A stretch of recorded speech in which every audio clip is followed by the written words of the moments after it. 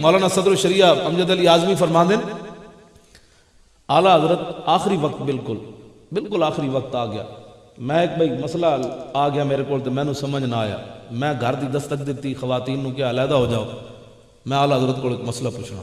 صدر الشریعہ فرماندے کہ میں جب اندر پہنچا تو اعلیٰ حضرت بریلوی دی روح پیراں وچوں نکل چکی سی, پیراں وچوں روح نکل چکی سی. میں نو اعلیٰ حضرت فرمایا امجد علی سویرے میری بڑی بیٹی میں نو ملن آئی, میں پورا زور پایا دماغ تے, میں نو دا نا نہیں آیا.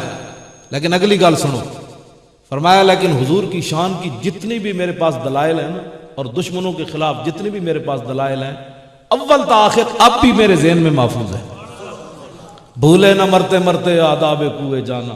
اور ساڑھے تے وڈے جاندے جاندے بھی حضور دی گل کیتی اعلیٰ حضرت بریلوی, ہاں حضور دی بات کیتی.